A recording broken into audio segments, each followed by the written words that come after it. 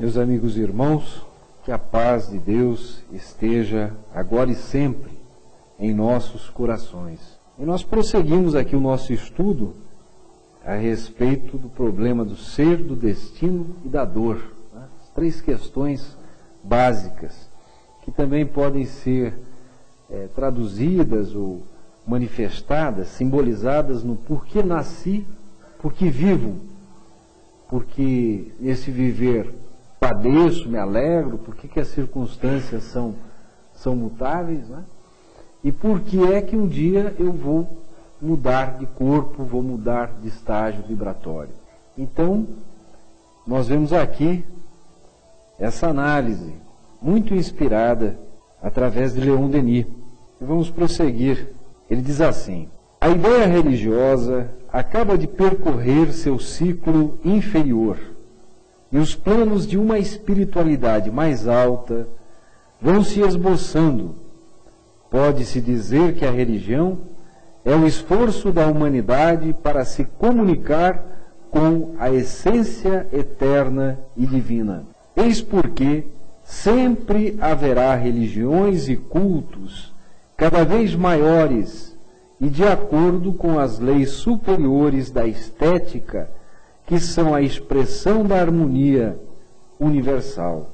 O belo, em suas regras mais elevadas, é uma lei divina, e suas manifestações ligadas à ideia de Deus revestirão forçosamente um caráter religioso. Então é interessante porque ele vinha, vocês se lembram, apontando que nós vivemos, e de fato estamos ainda nesse processo, uma verdadeira falência religiosa. Esses fatos que nós assistimos no campo da política, no campo social, refletem justamente a falência religiosa. Porque se os valores éticos, os valores morais realmente estivessem interiorizados pelas pessoas, elas jamais praticariam atos de afronta ao ser humano.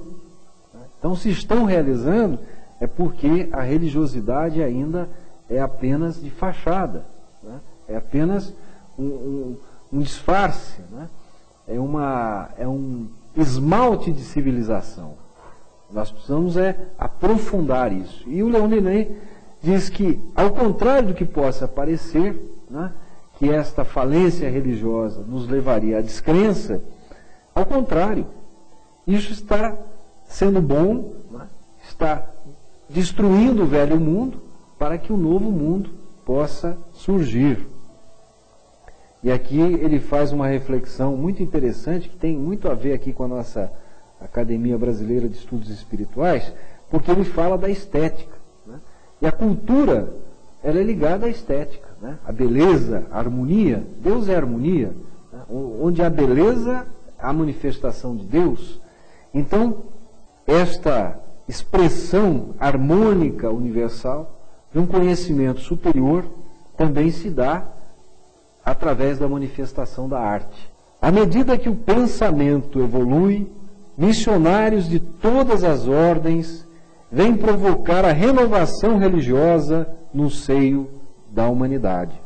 Assistimos ao começo de uma dessas renovações bem maior e bem mais profunda que as anteriores. Já não tem somente homens por representantes e intérpretes, o que tornaria essa revelação tão precária quanto as outras. São os espíritos inspiradores, os gênios do espaço que exercem ao mesmo tempo sua ação sobre toda a superfície do globo e em todos os domínios do pensamento. Sobre todos os pontos aparece o Espiritismo. E logo surge a pergunta: o que é você?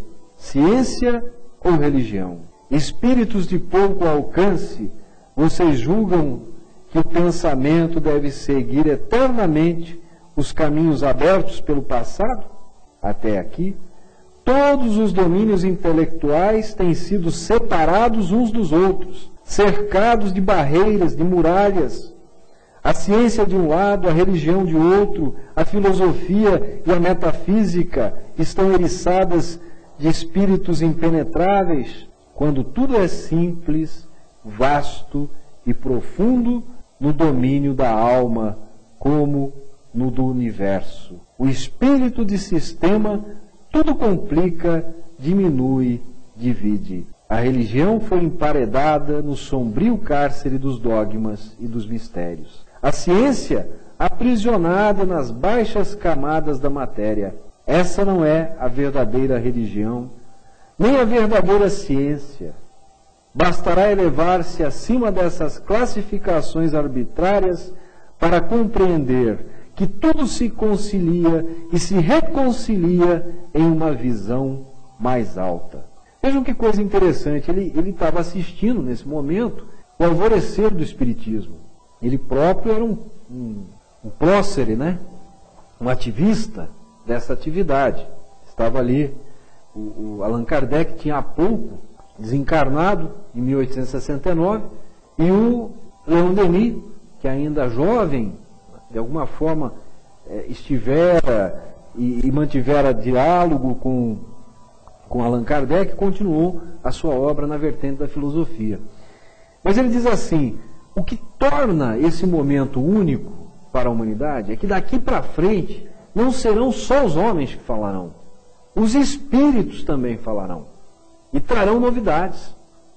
Então, há uma dupla clivagem do conhecimento, não só aquela do nosso plano horizontal aqui, né, que nos permite ver muitas vezes sem uma perspectiva edificante, o mais alta. Não é que não queiramos, muitas vezes o nosso estado, né, não nos permite. Mas outras inteligências mais elevadas podem olhar, né, do alto da montanha e dizer, olha, aqui tem uma falha, aqui precisa ser corrigido, ali aquele conhecimento precisa ser avançado.